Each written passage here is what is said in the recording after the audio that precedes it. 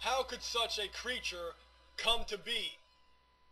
Given the laws of genetics and I guess evolution, a group could segregate themselves and breed and interbreed and could even be separate species to create some crazy combinations.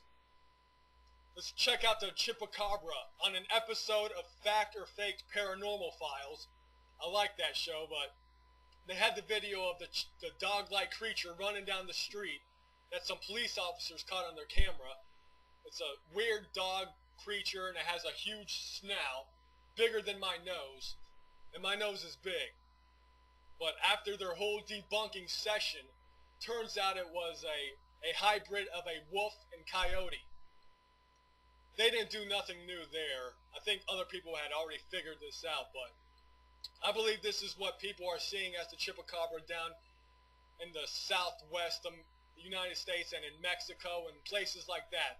A hybrid wolf-coyote. Let's check out the liger. A liger is a real animal, has a parent, one parent that's a tiger, one parent that's a lion.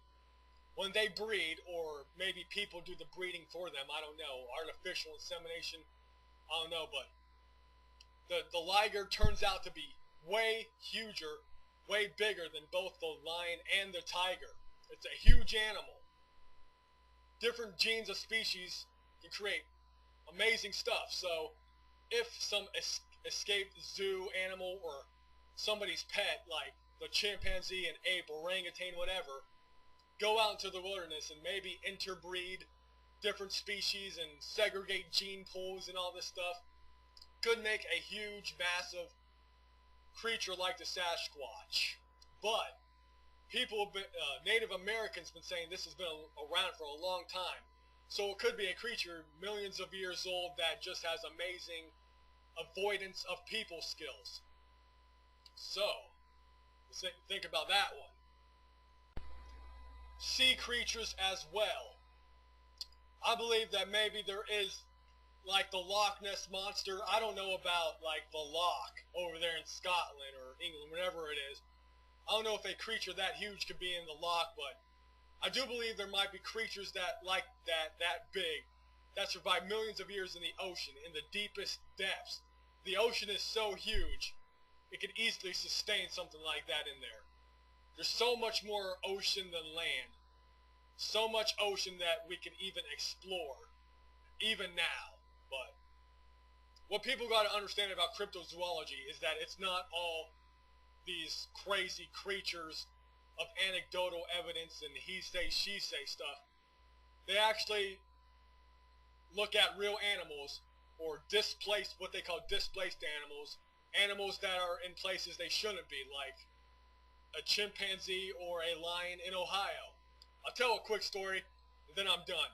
A real true story. I was at my girlfriend's mom's house,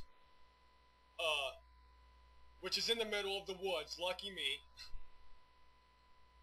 We went outside one night. There was like a group of 8 of us. It was about 10 o'clock maybe.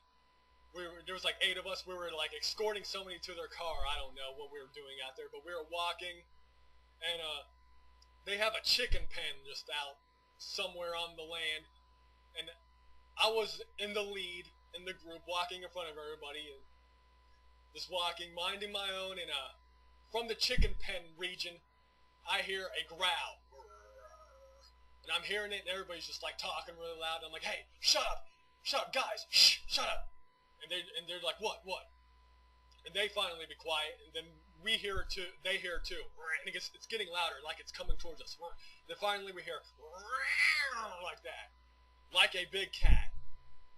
Not like a domestic cat. I mean, they can have pretty scary growls, I know, but this was really just freaky. So we all freak out, we start running, we run back in the house. I had 2 kittens out there, I just like jumped over them. I know, I know, it's bad. Luckily somebody picked them up, but I don't know who it was. But yeah, we were all scared. Like I said, it could have been something much smaller that sounded bigger. I admit this. So we're all freaked out that night. We all sneak out to our cars. But that night it rained. The next day we went over there again, and I went out being brave into the woods with a knife and an aluminum bat. You're going to protect me with a knife and aluminum bat. See if I can see anything out there.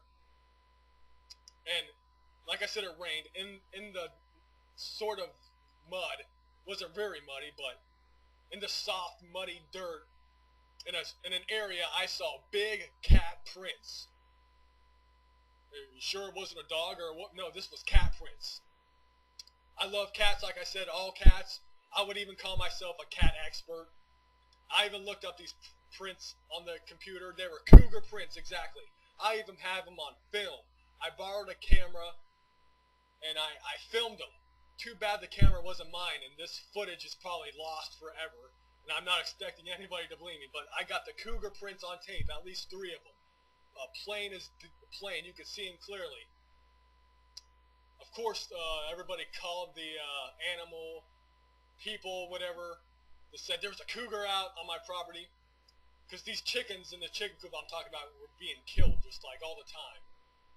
Could be by anything, but they said, oh, there's no cougars in Ohio.